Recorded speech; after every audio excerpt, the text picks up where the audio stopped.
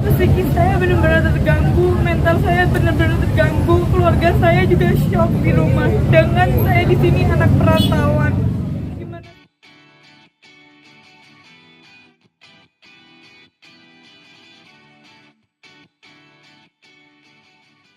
Jadi, perkenalkan nama saya dengan pengacara Koko Joseph Irianto selaku penasihat hukum dari klien saya bernama Intan.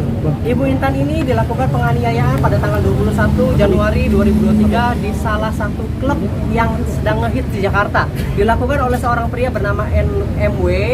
Lalu sudah kami lakukan upaya hukum pidana di Polres Jakarta Selatan dan prosesnya sangat cepat. Saya mengapresiasi untuk Polres Jakarta Selatan.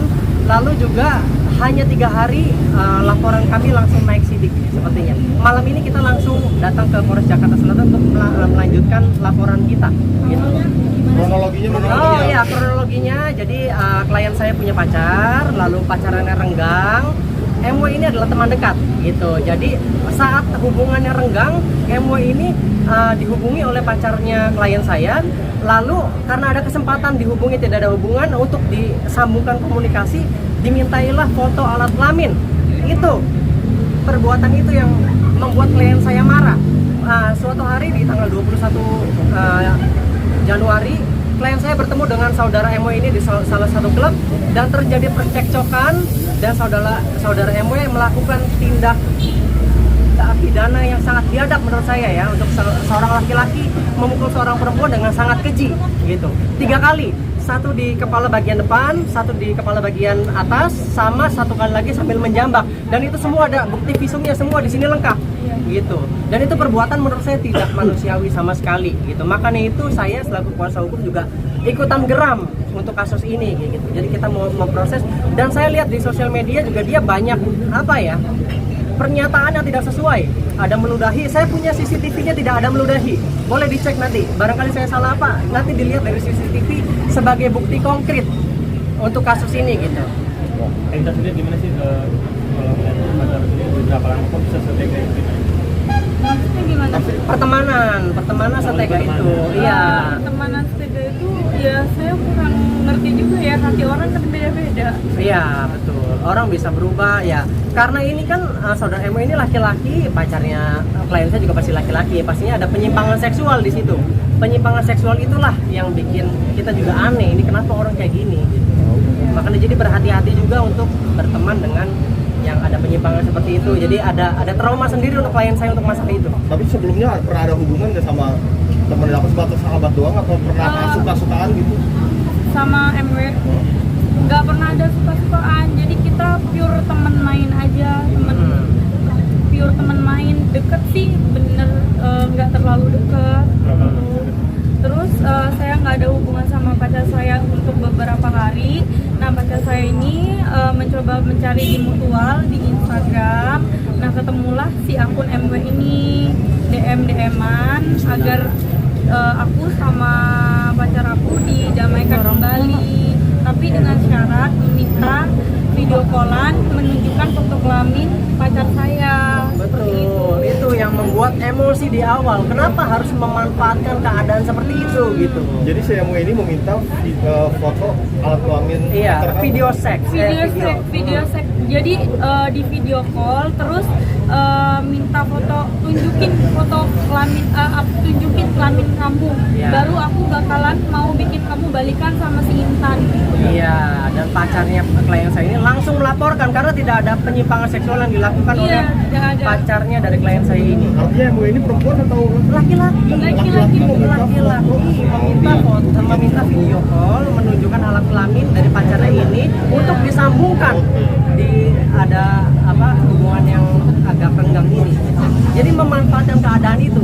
Dan yang paling parahnya lagi, dia memukul perempuan. Saudara perempuan MW ini memukul perempuan sampai sebegitu parah. Tolong tunjukkan dulu nih. Nih. Ya, jadi dia dipukul di area kepala, ini dipegangin oleh teman-temannya. Ini nggak tahu nih, teman-temannya bisa jadi disinyalir teman-teman dia, yang satunya lagi itu. Jadi saat dia dipukuli oleh saudara MW ini, tangan klien saya itu dipegangin. Samelnya jadi benar-benar seperti perempuan tidak berdaya gitu, Pak.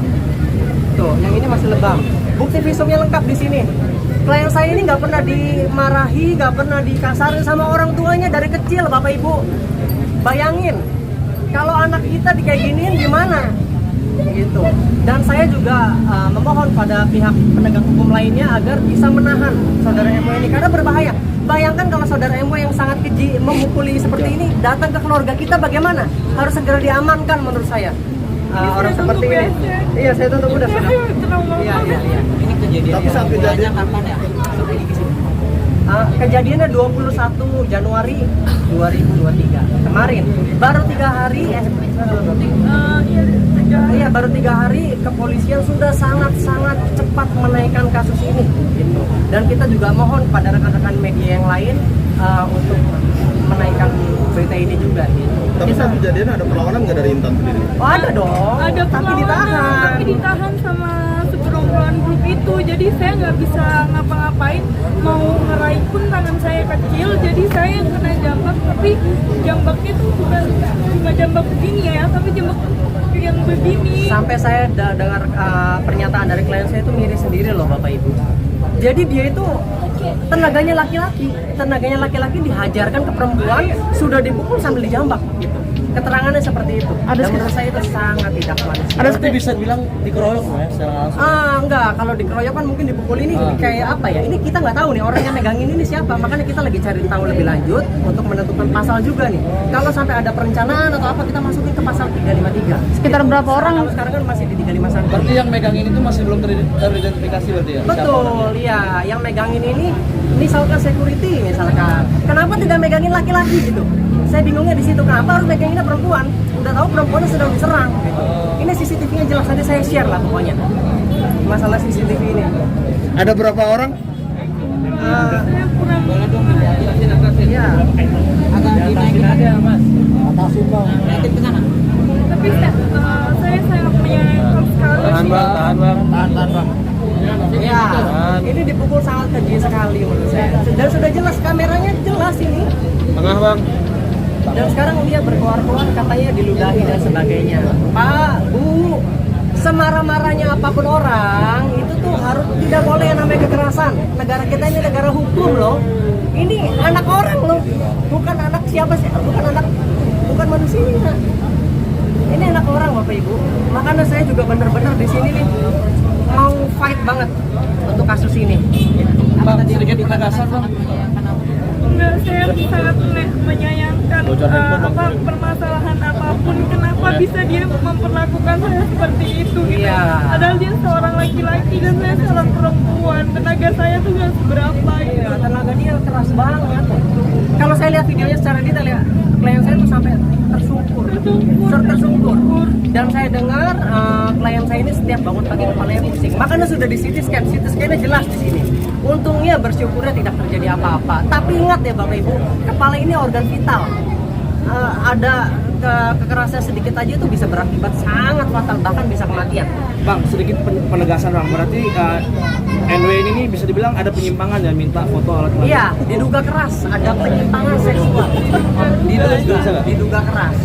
Ya. Untuk pekerjaan sendiri kita kawan sama Yang apa-apa di sini. Yang ada indikasi kasar apa-apa udah. Enggak ada dosa karena saya cuma Sofian turunan. ketemu aja. Oke. Jadi sebelumnya belum ada. Makanya ini kenapa ini orang bisa kayak gini? Apa ada dendam sendiri atau bagaimana? Apa cemburu dia mau dengan pacarnya atau dia dengan suka? Banyak motifnya lah. Kita masih perdalami di sesi ini penyidikan. kan untuk pekerjaan sendiri kan kita tahu kan kamu asisten dari Bang Hotman sebelumnya sudah pernah cerita belum sih atau langsung sama Bang Hotman? Saya udah cerita terus sama Hotman Paris bilang kamu lapor sesuai apa prosedur yang ada, dia ngomong kayak gitu. Dan sekarang Bang Hotman lagi nggak bisa bantu kasus saya ini karena lagi banyak kasus yang diurusin, terutama ada kasusnya Mbak Vena Melinda juga yang kemarin. Hotman Paris sekarang sedang sibuk. Kebetulan saya juga muridnya beliau. Jadi saya yakin banget untuk kasus ini untuk bisa melanjutkan proses ini kerana hukum dengan prosedur yang berlaku. mengganggu pekerjaannya seperti apa Intan? Oh ini loh, Intan kan tahu sendiri ya di dunia entertain ya. Kalau perempuan dengan pakai baju segini, apakah malu Bu? Malu nggak? Kira-kira? Coba buka yang ini. Dilihat, no, kayak gini. Apa nggak malu? Secara psikis ini udah sangat parah. Intan sudah mengetahui belum kalau MW ini punya penyimpangan seksual? Sebenarnya simpang siur saya dugaannya gitu ya, tapi ada yang bilang iya, ada yang bilang, tapi saya nggak peduli sih. Yang penting ya udah, kalau kamu mau berteman sama saya ya udah berteman, saya nggak mengurus kamu mau ada kelainan, kamu mau kamu mau apa. Pure saya berteman nggak- lah. Pure berteman. Pure gitu. berteman malah balasannya kayak gini, itu loh yang jadi sedih banget. Apalagi yang lebih sedihnya lagi ini pemukulan, nggak manusiawi kalau udah masalah pemukulan. Mau cekcok secekcok apapun ya sudah lah, ya namanya juga manusia, ada nggak pasnya gitu ya. Tapi kalau satu pemukulan kayak gini kriminal ya. Profesinya apa sih si MW ini? Saya kalau profesi kurang tahu ya. Pure berteman aja ya, dia teman aja gitu ya, karena kan jaringannya juga banyak teman-teman kan, kita nggak terlalu ngikutin privasi orang, yang penting orangnya enak ya berteman terus gitu. Update laporannya sekarang seperti apa? Sekarang ini dari pelapor tanggal 21, sekarang ini kami dipanggil lagi ke Polres untuk melakukan tindakan selanjutnya gitu. Saya rasa ini naik ke tahap penyidikan. Jadi kan polisi sebelumnya tahap penyelidikan itu polisi mengetahui dulu nih ini tindak pidana atau bukan. Misalkan polisi yakin ini tindak pidana, maka naiklah ke tahap penyidikan. Penyidikan ini berarti polisi sudah yakin dengan barang bukti yang ada untuk menaikkan kasus ini. Kita akan proses terus. Oke, MW sendiri belum dipanggil untuk pemeriksaan? Belum, jadi masih baru kita dulu sebagai pihak pelapor. Saya maunya dalam minggu ini lah, nggak sampai 7 hari lewat harusnya MW sudah dipanggil. Nanti kita lihat klarifikasi dari MW, soalnya dari di sosial media itu dia selalu membela diri ini. Apanya mau dibela, kamu kasar kok. Kasar kayak gini, emang apa bisa dimaafkan nih? Kayak gini. Psikis saya benar-benar terganggu, mental saya benar-benar terganggu, keluarga saya juga shock di rumah. Dengan saya di sini anak perantauan, gimana sih anak perantauan tiba-tiba Iya. dipukulin oleh seorang laki-laki? Ini orang tuanya di rumah nggak terima bapak ibu, Nggak anaknya terima. kayak giniin. Kalau misalnya berhubungan dengan orang tuanya, anak saya dari kecil tuh dididik bener gitu, maksudnya nggak dikasarin. Terus sekarang ada orang tiba-tiba bermodalan teman berani ngasarin kayak gini, cekcok karena masalah pacar, terus berani sampai kayak gini, keterlaluan menurut saya. Tapi ada etikat baik nggak untuk minta maaf dari MW-nya sendiri? Jadi ini masih nggak gentle ya menurut saya. Minta maaf ya temennya. Kalau mau minta maaf langsung gitu. Saya ini profesi di bidang hukum harus menegakkan perdamaian, harus diselesaikan masalahnya semua di luar persidangan. Tapi saya harus lihat dulu tolak ukurnya yang harus diselesaikan di luar persidangan apa. Kalau misalkan kekerasan kayak gini, wah nggak pantas untuk diselesaikan. Kalau menurut saya lebih pantas di penjara orang seperti ini. Ini kejadian